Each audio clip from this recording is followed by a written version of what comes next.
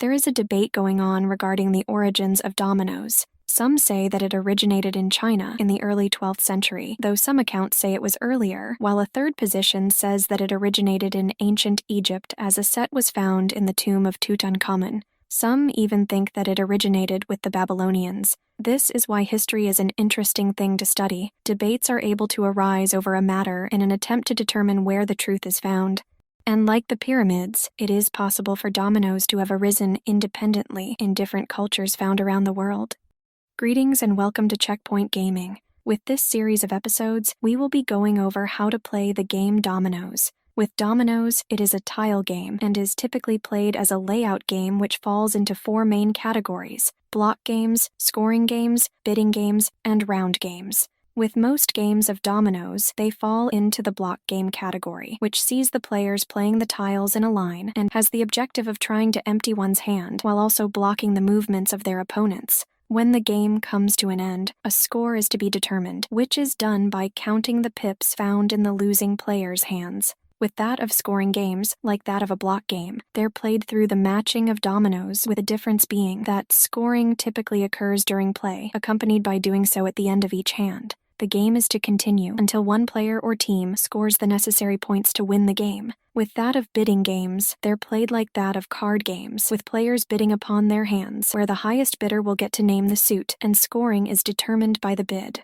And with that of round games, they're party games with scoring performed at the end of each hand, along with each hand usually being that of a game. With a set of dominoes, they come in different types such as double sixes, double nines, and double 12s, with double sixes being the most popular set type. But for those who would like a challenge or just have the mental wiring that favors such thinking, they can play with double values being higher, such as with double nines and double 12 style tiles. With the set of double sixes, which we'll be using as a default for this particular series, consists of 28 tiles. With these tiles, there are 7 doubles and 21 singles. With the tiles, they're divided into 2 parts, with each half possessing a value upon it, which ranges from a blank to 6. With a double tile, it is a tile that has the same number found upon both ends of said tile, and this can range from double blanks to double sixes.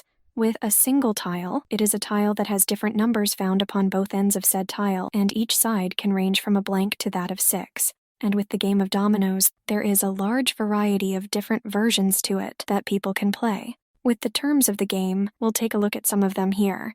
With a tile, it is in reference to that of a single domino. With spots, it is in reference to the markings that are found upon any given tile. With a set, when it comes to that of gameplay, it is in reference to the initial playing of a new hand. With shuffle, it is mixing of the dominoes, face down, at the start of a hand and before they're distributed to the players.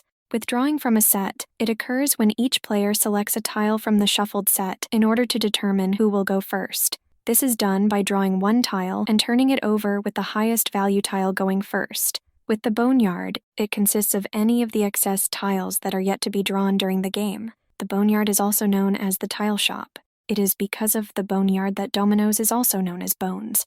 These tiles are also to remain face down. With a spinner, it is in reference to that of any double tile. With some double tiles, here are some particular examples. With hairy belly, it is in reference to that of 2 6s on the tile. With crown jewels, it is in reference to that of 2 5s on the tile. With double deuce, it is in reference to that of 2 2s on the tile. With snake eyes, it is in reference to that of 2 1s on the tile. With double blank, it is in reference to that of 2 blanks on the tile. With lighthouse, it is in reference to the playing of a double when said player possesses a matching tile for it. With end, it is in reference to the exposed end of any tile that was played during the game. With crossing the T, it is in reference to a double that is played which has been played as an end.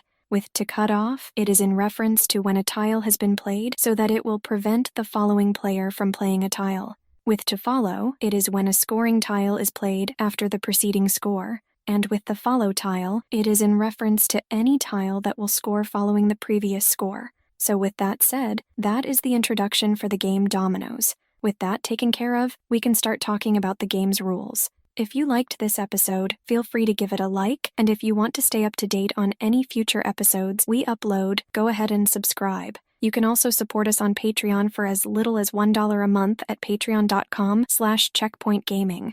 See you in the next episode, and happy gaming.